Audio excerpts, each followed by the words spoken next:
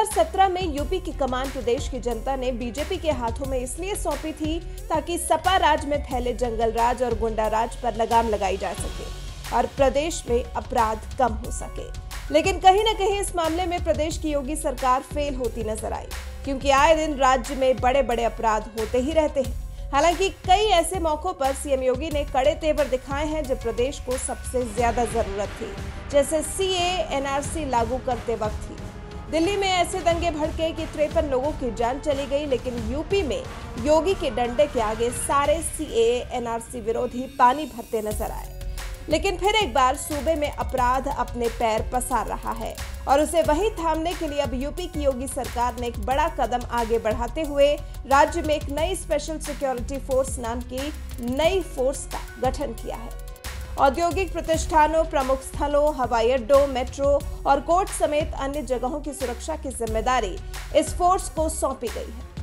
इस फोर्स को सरकार की तरफ से विशेष अधिकार दिया गया है, जिसके मुताबिक ये फोर्स बिना वारंट की तलाशी भी ले पाएगी और कुछ आपराधिक निकलने पर गिरफ्तार भी कर सकेगी।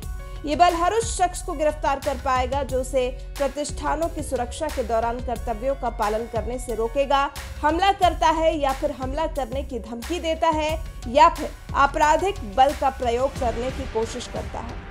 ऐसे तत्वों को रोकने के लिए स्पेशल फोर्स को किसी मजिस्ट्रेट की वारंट की जरूरत नहीं होगी। शक होने पर बिना वारंट की तलाशी भी ली जा सकेगी। हालांकि गिरफ्तारी के बाद फोर्स के वरिष्ठ अधिकारियों को गिरफ्तारी की जानकारी देना जरूरी होगा और संदिग्ध व्यक्ति को थाने के हवाले भी करना होगा। एसएसएफ का हर जवान हमेशा होगा ऑन ड्यूटी। मतलब साफ है कि इस बल में शामिल हर एक जवान अपने जीवन के हर एक पल में ऑन ड्यूटी माना जाएगा और उसे पूरे प्रदेश में कहीं भी तैनाती दी जाएगी। और इस बल की जो सबसे बड़ी ताकत होगी वो ये कि इस बल के किसी भी सदस्य की तरफ से ड्यूटी के दौरान किया गया कोई भी कार्य अपराध की श्रेणी में तब तक नहीं आएगा जब तक सरकार की मंजूरी प्राप्त नहीं होगी। मतलब कि कोर्ट बिना सरकार की मंजूरी के उसके खिलाफ अपराध का संज्ञान नहीं ले पाएगा। इस फोर्स के गठन का प्रस्ताव 26 जून को हुई कैबिनेट की मीटिंग के दौरान रखा गया था और इस प्रस्ताव को मंजूरी मिली। अपर मुख्य सचिव गृह अवनीश अवस्थी के मुताबिक विशेष सुरक्षा बल गठित करने का आदेश जारी हो गया है। अधिनियम सदन में पारित हुआ था और अब प्रभावी हो गया है।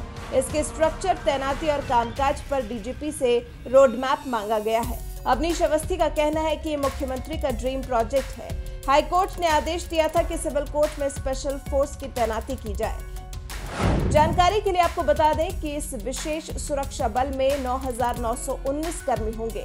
शुरुआत में इसकी 5 बटालियन होंगी, जिस पर एक साल में 1,747 करोड़ रुपए खर्च किया जाएगा।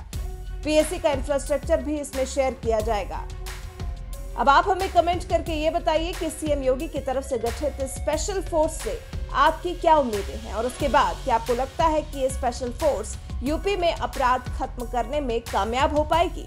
अपनी राय हमारे साथ जरूर साझा करें।